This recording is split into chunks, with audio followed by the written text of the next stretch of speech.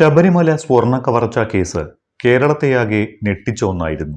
ഹൈക്കോടതി ഇടപെട്ടില്ലായിരുന്നുവെങ്കിൽ ഒരുപക്ഷെ ഇത്രയും ഗുരുതരമായ കവർച്ച ആരാലും അറിയാതെ പോകുമായിരുന്നു. കേസിൽ പ്രത്യേക അന്വേഷണ സംഘത്തെ രൂപീകരിച്ച് അന്വേഷണത്തിന് നേതൃത്വം നൽകിയതും ഹൈക്കോടതിയായിരുന്നു. പ്രത്യേക അന്വേഷണ സംഘത്തിന്റെ അന്വേഷണത്തിലാണ് സ്വർണ്ണക്കൊള്ളയുടെ ഞെട്ടിക്കുന്ന വിവരങ്ങൾ പുറത്തുവന്നത്. CPM-ന്റെ രണ്ട് പ്രധാന നേതാക്കളായ മുൻ ദേവസ്വം പ്രസിഡന്റുമാർ അടക്കം ദേവസ്വം ഉദ്യോഗസ്ഥരടങ്ങുന്ന വലിയൊരു സംഘത്തെ SIT അറസ്റ്റ് ചെയ്യുകയും ചെയ്തു. ഇപ്പോഴിതാ കേസിൽ ചില പ്രധാന പ്രതികളെ അറസ്റ്റ് ചെയ്യുന്നതിൽ അന്വേഷണ സംഘം കാലതാമസം വരുത്തുന്നതായും അലംഭാവം കാണിക്കുന്നതുമായുള്ള രൂക്ഷ വിമർശനം അന്വേഷണ സംഘത്തിന് നേർക്ക് ഉന്നയിച്ചിരിക്കുകയാണ് ഹൈക്കോടതി. കേസിലെ N വാസു അടക്കമുള്ള പ്രതികളുടെ ജാമ്യാപേക്ഷ തള്ളിക്കൊണ്ടുള്ള ഉത്തരവിൽ അന്വേഷണ സംഘത്തിനെതിരെ ഗുരുതര വിമർശനവും കുറ്റപ്പെടുത്തലുമാണ് ഉള്ളത്. ഇതിന് പിന്നാലെ കേസിൽ അതീവ നിർണായകമായ ഒരു കണ്ടെത്തൽ SIT നടത്തുകയും സുപ്രധാനമായ 2 അറസ്റ്റ് ആ കണ്ടെത്തലിന്റെ ചുവട് പിടിച്ച് നടത്തുകയും ചെയ്തു. ശബരിമല സ്വർണ്ണക്കൊള്ളയിൽ സുപ്രധാനമായ 2 അറസ്റ്റുകൾ അന്വേഷണ സംഘം ഇതുവരെ നടത്തിയത് മുൻ ദേവസ്വം ബോർഡ് പ്രസിഡന്റ് M പത്മകുമാറിന്റേതും മുൻ ദേവസ്വം കമ്മീഷണറും പ്രസിഡന്റുമായ N വാസുവിന്റേതുമായിരുന്നു. ഇതിനുശേഷം ഒരു അറസ്റ്റ് പോലും SIT നടത്തിയിട്ടില്ല. അന്വേഷണത്തിലും ഒരു മന്ദത അനുഭവപ്പെട്ടു. അതായത് തെരഞ്ഞെടുപ്പ് അടുത്ത സമയം വരെ ദ്രുതഗതിയിൽ നീങ്ങിക്കൊണ്ടിരുന്ന അന്വേഷണം പെട്ടെന്ന് വേഗത കുറഞ്ഞു, നിലച്ച മട്ടായി. തെരഞ്ഞെടുപ്പ് പ്രമാണിച്ച് CPM നേതാക്കളെ രക്ഷപ്പെടുത്തുന്നതിനാണ് ഇതെന്ന വിമർശനവും ഉണ്ടായി. ഇതിനിടയിലാണ് കേസന്വേഷണത്തിൽ അലംഭാവമുണ്ടെന്ന് ഹൈക്കോടതിയും വിമർശിച്ചത്. കേസന്വേഷണത്തിൽ അലംഭാവം കാണിക്കരുത് എന്ന് മുന്നറിയിപ്പ് നൽകിയ കോടതി ചില പ്രധാന പ്രതികളെ അറസ്റ്റ് ചെയ്യുന്നതിൽ അന്വേഷണ സംഘം കാണിക്കുന്ന കാലതാമസത്തിലും അലംഭാവത്തിലും അതൃപ്തി രേഖപ്പെടുത്തുകയും ചെയ്തു. അന്വേഷണം വൻ സ്രാവുകളിലേക്ക് നീങ്ങണമെന്ന ഹൈക്കോടതി നിർദ്ദേശം സ്വാഭാവികമായും ബോർഡ് അംഗങ്ങളെ ഉദ്ദേശിച്ചാണ് എന്ന് വ്യക്തമാണ്. ബോർഡ് അംഗങ്ങൾ ഉൾപ്പെടെയുള്ള ഉന്നത ഉദ്യോഗസ്ഥരുടെ പങ്കാളിത്തമില്ലാതെ ഇത്രയും വലിയ സ്വർണ്ണക്കൊള്ള ശബരിമലയിൽ നടക്കില്ല എന്നാണ് ഹൈക്കോടതി നിരീക്ഷിക്കുന്നത്. അതുകൊണ്ട് തന്നെ ബോർഡ് അംഗങ്ങളെ അറസ്റ്റ് ചെയ്യണമെന്ന ആവശ്യം കൂടി കോടതി മുന്നോട്ട് വയ്ക്കുന്നുണ്ട്. അന്വേഷണത്തിൽ യാതൊരു തരത്തിലുള്ള വിവേചനവും പാടില്ല എന്നും കോടതി നിഷ്കർഷിച്ചു. ബിഗ് ഗൺസ് എന്നാണ് വൻ സ്രാവുകൾ എന്നതിന് പകരം കോടതി ഉപയോഗിച്ച പദം. ദേവസ്വം ബോർഡ് അംഗങ്ങളായ ശങ്കർദാസ്, വിജയകുമാർ എന്നിവരുടെ പങ്കാളിത്തം ചൂണ്ടിക്കാട്ടിയാണ് ദേവസ്വം ബോർഡ് അംഗങ്ങളായ വൻ സ്രാവുകളെ കുറിച്ച് കോടതി പറഞ്ഞത്. ഇവരുടെ പങ്കാളിത്തം കൂടി അന്വേഷിക്കേണ്ടതല്ലേ എന്നും കോടതി ചോദിച്ചിട്ടുണ്ട്. വിജയകുമാറിനെയും ശങ്കരദാസിനെയും എന്തുകൊണ്ട് പ്രതി ചേർക്കുന്നില്ല എന്നാണ് കോടതി പ്രധാനമായും ചോദിച്ചത്. സംരക്ഷിക്കേണ്ടവർ തന്നെ നശിപ്പിക്കുന്നവരായി മാറിയ അത്യപൂർവ കേസാണ് ശബരിമല സ്വർണ്ണക്കൊള്ള എന്നാണ് ഹൈക്കോടതി വിശേഷിപ്പിച്ചത്. ലക്ഷക്കണക്കിന് വരുന്ന അയ്യപ്പ ഭക്തരുടെ മതവികാരങ്ങളെ ആഴത്തിൽ മുറിവേൽപ്പിച്ചു സ്വർണ്ണക്കൊള്ള വിവാദമെന്ന് കോടതി പറയുന്നു. ദൈവത്തിന്റെ സ്വത്തുക്കൾ കാത്തു സംരക്ഷിക്കേണ്ടവരാണ് ദേവസ്വം ബോർഡ്. അവർ തന്നെ അത് നശിപ്പിക്കാൻ കൂട്ടുനിന്നു. പുണ്യപരിപാവനമായ ഒരു ക്ഷേത്രത്തിലെ വിഗ്രഹങ്ങളിലും തിരുവാഭരണങ്ങളിലും പതിപ്പിച്ചിരുന്ന സ്വർണം ദുരുപയോഗം ചെയ്യാൻ അതിന്റെ അധികാരികൾ തന്നെ കൂട്ടുനിൽക്കുക എന്നത് കേട്ടുകേൾവിയില്ലാത്ത ഗൗരവതരമായ ആരോപണമാണ് എന്ന് കോടതി ചൂണ്ടിക്കാട്ടുന്നു. ഇത്തരം നിരീക്ഷണങ്ങളോടെയാണ് മുൻ Devaswom board president N Vasu, മുൻ administrative officer Murari Babu, Devaswom board മുൻ കമ്മീഷണർ KS ബൈജു എന്നിവരുടെ ജാമ്യാപേക്ഷ കോടതി തള്ളിയത്. ഉണ്ണികൃഷ്ണൻ പോറ്റിയെയും മുരാരി ബാബുവിനെയും വീണ്ടും കസ്റ്റഡിയിൽ വിടുകയും ചെയ്തിട്ടുണ്ട്.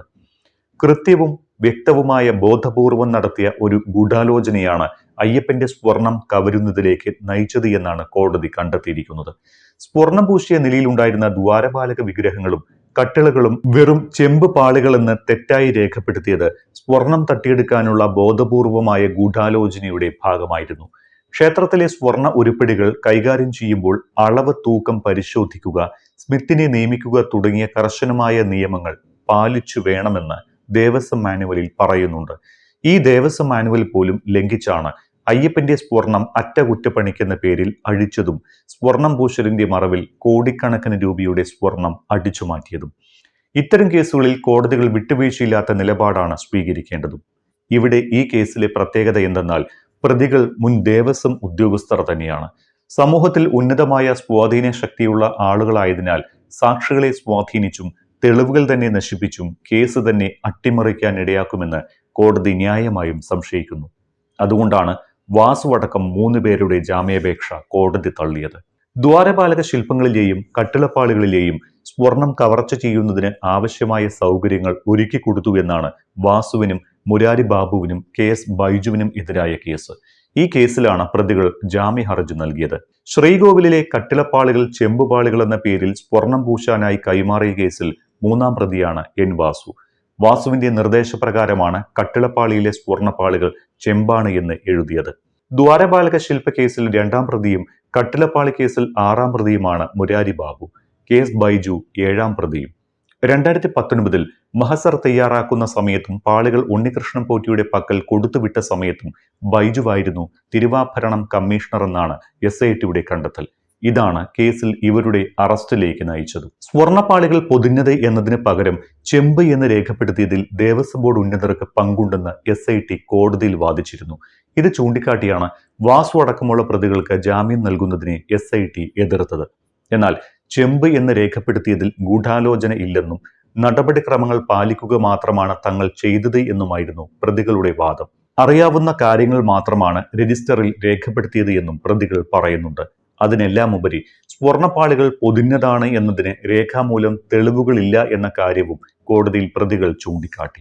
2019 ജൂലൈ 3 സ്വർണം പൊതിഞ്ഞ ദ്വാരപാലക ശില്പങ്ങൾ ചെമ്പുപാളികൾ എന്ന വിശേഷണത്തോടെ ഉണ്ണികൃഷ്ണൻ പോറ്റിക്ക് കൈമാറാൻ തീരുമാനിച്ചതിൽ ദേവസ്വം ബോർഡ് അംഗങ്ങൾക്കും പങ്കുണ്ട് എന്ന് നേരത്തെയും കോടതി വ്യക്തമാക്കിയിട്ടുള്ളതാണ്. അതേസമയം ശബരിമലയിൽ നിന്ന് സ്വർണം പൂശാൻ എന്ന വ്യാജേന കൊണ്ടുപോയ ദ്വാരപാലക ശില്പങ്ങളിൽ നിന്ന് വേർതിരിച്ചെടുത്ത സ്വർണം തട്ടിയെടുത്തത് പങ്കജ് ഭണ്ഡാരിയാണ് എന്നും അയാളിൽ നിന്ന് ആ സ്വർണം വാങ്ങിയത് ബെല്ലാരിയിലെ ജ്വല്ലറി ഉടമ ഗോവർദ്ധനാണ് എന്നും പ്രത്യേക അന്വേഷണ സംഘം കണ്ടെത്തിയിട്ടുണ്ട്. പക്ഷേ വേർതിരിച്ചെടുത്ത ഈ സ്വർണം ഇപ്പോൾ എവിടെയാണ് എന്ന് കണ്ടെത്താൻ അന്വേഷണ സംഘത്തിന് സാധിച്ചിട്ടില്ല. ഇത് കണ്ടെത്താൻ സഹായകമാകുന്ന 2 അറസ്റ്റുകൾ കൂടിയാണ് കഴിഞ്ഞ ദിവസം SIT നടത്തിയത്. പങ്കജ് ഭണ്ഡാരിയെയും ഗോവർദ്ധനെയുമാണ് പിടികൂടിയിട്ടുള്ളത്. ദ്വാരപാലക ശില്പത്തിൽ നിന്ന് സ്വർണം വേർതിരിച്ചെടുത്തത് പങ്കജ് ഭണ്ഡാരിയുടെ സ്മാർട്ട് ക്രിയേഷൻസ് കമ്പനിയിൽ വെച്ചാണ് എന്നാണ് കണ്ടെത്തൽ. ഇത്തരത്തിൽ ശില്പങ്ങളിൽ നിന്ന് വേർതിരിച്ചെടുത്ത സ്വർണം വാങ്ങിയത് ഗോവർദ്ധനാണ് എന്നും കണ്ടെത്തിയിട്ടുണ്ട്. സ്വർണം വാങ്ങിയ കേസിലാണ് ഗോവർദ്ധനെ അറസ്റ്റ് ചെയ്തിരിക്കുന്നത്. ബെല്ലാരിയിൽ നടന്ന തെളിവെടുപ്പിൽ 800 ഗ്രാമിലധികം സ്വർണം ഗോവർദ്ധന്റെ ജ്വല്ലറിയിൽ നിന്ന് അന്വേഷണ സംഘം കണ്ടെത്തിയിരുന്നു.